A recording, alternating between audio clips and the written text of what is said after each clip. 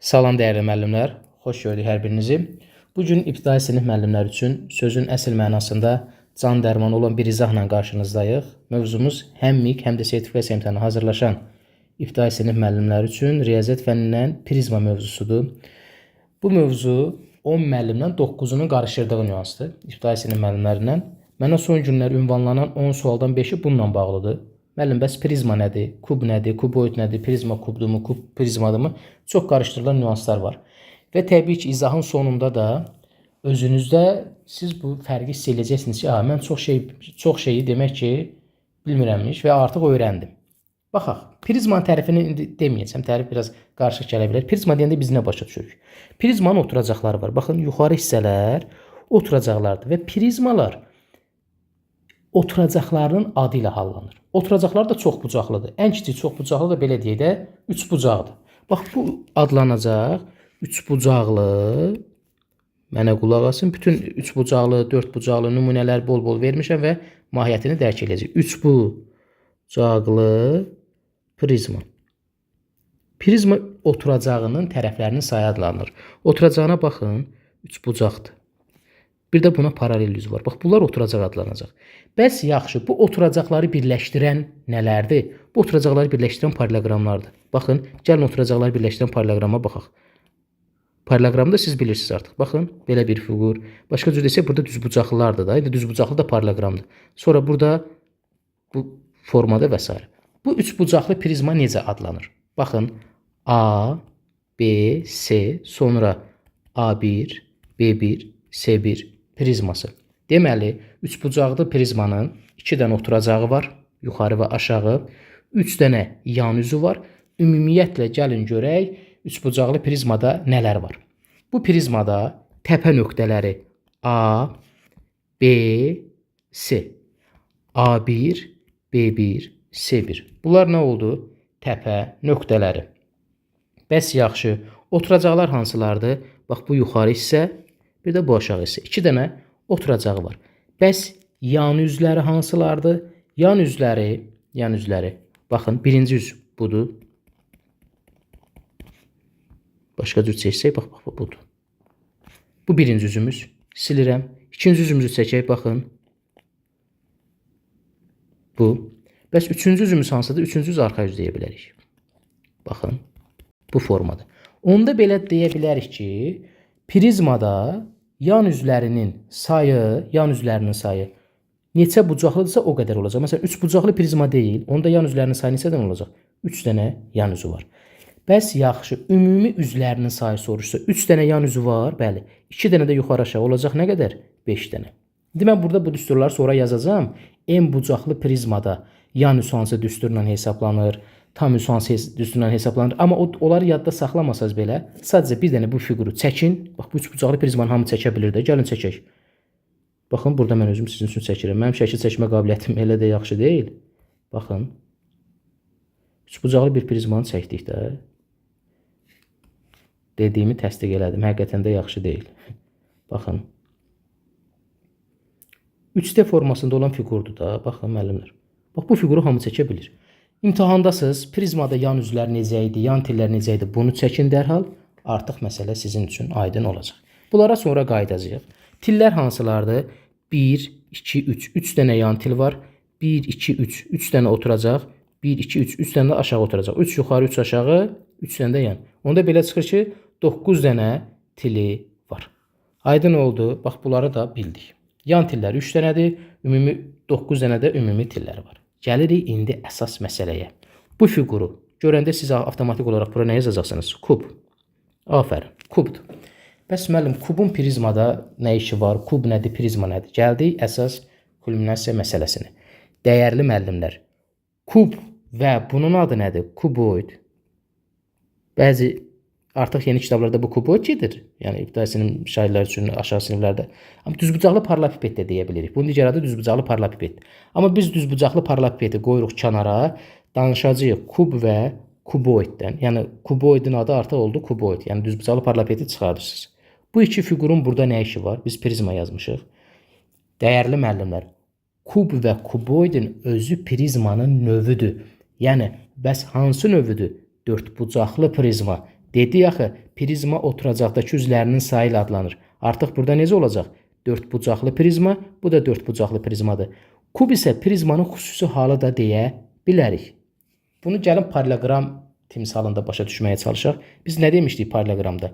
Paralleloqramın növləri hansıları idi? Kvadrat idi, düz bucaqlı idi, romb idi. Deyə bilirdik ki, məsələn, kvadrat paralleloqram nədir? Artıq qarışdırmırdınız da. Deyə bilirdiniz ki, kvadrat paralleloqramın bir növüdür. Elə bil ki, müəllim, kub nədir, prizma nədir? Kub prizmadır mı? Bəli, kub prizmadır. Kuboid prizmadır. Amma prizma kubdur demək doğru deyil. Yəni prizmanın növlərindən biridir kubla kuboid. Prizmanın 3 bucaqlı prizma növü var, 4 bucaqlı prizma növü var, burada 5 bucaqlı prizma var və s. 6 bucaqlı və s. uzada bilərik. Deməli kubun başqa cür adı adlanır 4 bucaqlı prizma. Yəni uşaqlara da izah eləyəndə imtahanda da bunu tam başa düşərsiniz ki, artıq kub deyəndə mən prizma nədir, kub nədir? Mənim kuba niyə prizma yazıblar? Kubun özü də nədir? Bir prizmadır. Aydın oldu müəllimlər. Eyni qaydalar burada da bunun adlandırılması olacaq. A, B, C, D, A1, B1, C1, D1 prizması və ya kubu deyə bilərik. İndi gəlin burada yenə də tillərinə baxaq, üzlərinə baxaq. Bax, bunun üzü yuxarı aşağı kvadratlardan ibarətdir. Kubda bütün hər bir üz bərabər olduğundan deyəcək ki, 6 dənə kvadratdır. Kub və kuboidlə bağlı ayrı bir dənə sırf dərs çəkəcəm. Məqsəd bu gün nədir? Prizmanın mahiyyətini bilmək. İndi gəldik sonra nə? 5 bucaqlı prizma. Bunun da adı artıq bildik. Bu da 4 bucaqlı prizmadır. 4 bucaqlı prizma. Dəyərli müəllimlər, bəs bununla bunun fərqi nədir? Burada bütün tillər bərabərdir. Burada ancaq yan üzlər bir-birinə bərabərdir. Burada bütün üzlər bərabərdir. Kuboiddə bütün ancaq yan üzlər, qarşı üzlər bir-birinə bərabərdir. Bir də təkrar edirəm. Kubda bütün üzlər bərabərdir. Kuboiddə qarşı üzlər bərabərdir. Bunun adı olacaq nə? 5 bucaqlı prizma. 5 bucaqlı prizma. İndi müəllimlər, siz artıq prizma nə olduğunu başa düşdünüz. Deməli prizma deyiləndə sizin ağlınıza gələn nə olmalıdır? Yuxarıda və aşağıda hər hansı bir çox bucaqlı, burada məsələn 3 bucaqdır, burada 4 bucaqdır, burada da 4 bucaqdır, burada 5 bucaqlıdır. Aşağı yuxarı 5 bucaqlılar və bunları birləşdirən paralleloqramlar. Bax, kənarları, yan üzləri paralleloqramdır. İndi kub və kuboidlə də bağlı danışanda ümumiləşdirsək, deyirik ki, kub və kuboid prizmanın bir növüdür, kub isə prizmanın xüsusi halıdır. İndi gələk bunlarla bağlı digər vacib məsələlərə. Məsələn, M bucaqlı prizma yazıram bura. M bucaqlı, yəni biz bilmirik neçə bucaqlı olduğuna görə. M bucaqlı prizma. M bucaqlı prizmada, dəyərli müəllimlər, biz nəyə fikir verəcəyik? Oturacağın sayı. Oturacağın sayı hər zaman 2 dənədir. Neçə bucaqlı olur olsun? 3 bucaqlıda da bax, yuxarı, aşağı, yuxarı, aşağı, yuxarı, aşağı, yuxarı, aşağı. Bunlar bildikdə 2 dənə oturacaqlar var. Yaxşı. Oturacağın sayı bərabərdir 2. Yan üz bərabərdir n sayıda. Dəyərli müəllimlər, məsələn, gəlin buna baxaq. 3 bucaqlı prizmanın yan üzləri hansılardır? Az öncə dedik. Bu tərəf, sonra bu tərəf, bir də bu arxa tərəf. Gəlin baxaq. Kubu, indi kubu biz burada 4 bucaqlı prizma kimi deyirik. Kubun yan üzləri hansılardır? Bu üz, sonra bu üz, bu bir üz, bir də arxa üz. N sayıda. 10 da bizə desə ki, 5 bucaqlı prizmanın yan üzlərinin sayı neçə dənədir? Elə 5 dənə. Bu n-ləri mən bura yazacağam. Amma n-ləri yaddan çıxarmanız problem deyil. Yaddan çıxarmısınız, imtahandasınız, çaşırsınız. Ən azı 3 bucağı çəkə bilirsiniz. 3 bucaqlı prizmanı daha doğrusu və ya 4 bucaqlını. Çəkin onun üzərindən özünüz düsturu çıxardın. Yan üzdən sonra keçirik nəyə? Ümumi üzlərin sayı. Ümumi üzlərin sayı. Ümumi üzlərin sayı olacaq n üstə gələk 2 sayda. Bu hardan alındı müəllim? Çünki bizdə 2 dənə oturacağımız var idi axı. Biz yan üz deyəndə o 2 dənə oturacağı saymırdıq. Həmin o 2 oturacağın sayıdır. İndi gəlin baxaq. 3 bucaqlı prizmanın üzlərinin sayı Yan üz yox ha. Ümumi üzlərin sayı neçə dənədir? 3 dənə yan, 2 dənə də oturacaq, 5 dənə. Gəlin baxaq, 4 bucaqlı prizmada 4 üstə gələ 2 olacaq. Çünki 4 dənə yan, 2 dənə oturacaq. Yenə 4 bucaqlıda 4 üstə gələ 2. 5 bucaqlıda 5 üstə gələ 2. 5 dənə yan üzü var, 2 dənə də oturacaqlar. N üstə gəl 2. Bunu bildik. Gəlirik sonra üzdən sonra yan tilləri. Yan til bərabərdir. Yan tillərinin sayı n sayda. Müəllim, en yadımdan çıxır. Mən imtahanda bunu necə yazacağam? Üçbucaqlı prizmanı çəkə bilirsən, çək. Dərhal bunu tez imtahanda çəkdin. Tutaq ki, sənə deyir məsələn 20 bucaqlı prizmanın tillərinin sayı neçədir? Hə? Bax belə bir sual düşüb tutaq ki. Sən 20 bucaqlı prizmanı çəkə bilməyəcəksən də. 20 bucağı burada çəkmək praktik olaraq mümkün olmur bəzən. Amma üç bucaqlı prizmanı 100% çəkə bilirsən də. Üç bucaqlı prizmanın yan tillərini sayaq. 1, 2, 3. Əla. Deməli sən bildin ki, artıq buradan qaydanı çıxardırsan ki, üç bucaqlı prizmada neçə bucaqlıdırsa, o sayda da til olacaq, yan tillər olacaq. Onda belə çıxır 20 bucaqlıda da 20 dənə olacaq. 100 bucaqlı prizmada 100 dənə olacaq. Mənim demək istədiyim odur ki, dəyərli müəllimlər, bu enləri yaddan çıxarsanız belə, praktik olaraq şəkil çəkməklə özünüzü orada vəziyyətdən çıxarmış olursunuz. İndi gəlin yan tillərinə baxaq. 1, 2, 3. 3 bucaqlıdır, 3 dənə. 4 bucaqlıdır, 1, 2, 3, 4. 4 bucaqlı. 1, 2, 3, 4, 4 dənə. 1, 2, 3, 4, 5, 5 dənə. Gördünüz, yan tillərin sayı bu qədər. Əla. İndi gələk ümumi tillərin sayı. Ümumi tillər sadəcə til yazılır. Tillərin sayı isə, ümumi tillərin sayı 3n sayda olacaq. 3n sayda. Bu hardan alınır? Gəlin üçbucaqlı prizmada bunu sübut edək. Baxın. 3 dənə yan til var, bayaq dedik. Əla. 3 dənə oturacaqda til var. 1, 2, 3. 3 dənə də yuxarıdakı oturacaqda var. Bəli. 3 yuxarıda, 3 yanında, 3 aşağıda. Neçə edilədir? 9. 3 dəfə 3 9 eləyir. Bəli. Ona görə 4 bucaqlıda da həmçinin 4 dənə yanlar, 4 dənə yuxarı, 4 dənə aşağı.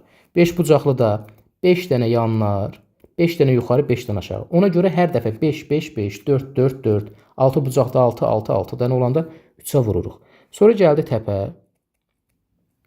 Təpə nöqtələrinin sayı 2n sayda, 2 vurulsun n sayda. Həqiqətən də baxaq. 3 bucaqlı prizmanın təpələri neçə dənədir? 1, 2, 3, 4, 5, 6. 1, 2, 3, 4, 5, 6, 7, 8. Məsələn, mən sənə desəm ki, 40 bucaqlı prizmanın neçə təpəsi var? Sən 40 bucaqlı prizmanı çəkməyin qeyri-mümkündür. Amma tutaq ki, 2-nin düsturu da yadından çıxıb. Tez 4 bucaqlını çək. 4 bucaqlı prizmanı daha doğrusu, yəni kvadratı, daha doğrusu kuboidu çək. Bunun təpə nöqtələri neçə dənədir? 8 dənə. Deməli, sən fikirləşirsən ki, aha, 4 bucaqlıdırsa 4-ü 2-yə vurmuşamsa, 40 bucaqlıdırsa 40-ı 2-yə vuracam, eləyəcək 80.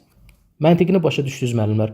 Baxın, prizma haqqında bunları biləndən sonra bir 15 dəqiqəlik izahda da sizin bir probleminiz qalmayacaq.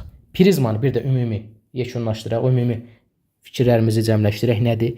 Prizma oturacağındakı üzlərinin sayından adlanır. Məsələn, bu 3 bucaqlı prizmadır. Niyə? Çünki oturacağı 3 bucaqlıdan ibarətdir. 3 bucaqdan ibarətdir. Bu 4 bucaqlı prizmadır. Niyə? Çünki oturacağı 4 bucaqdır. Bu da 4 bucaqlı prizmadır. Niyə? Çünki oturacağı 4 bucaqdan ibarətdir. Amma bunun adı kub gedir, bunun adı kuboid gedir. Bunlar prizmanın növləridir. Kub isə prizmanın xüsusi hallarıdır. Bunlara növbəti dərslərimizdə bir dərs sırf kubu ayıracağıq, bir dərs sırf kuboid ayıracağıq. Yəni prizmanın növüdür. Kub və kuboid prizmanın bir növüdür. Kub prizmadır demək tam doğrudur. Kuboid prizmadır demək tam doğrudur.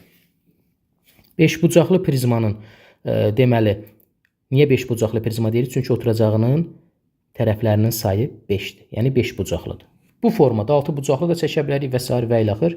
Və burada da bu elementləri yazmışıq. Yəni üz deyəndə nə başa düşürsünüz? Artıq vizual olaraq siz görməyə çalışdınız. Bu qədər dəyərli müəllimlər.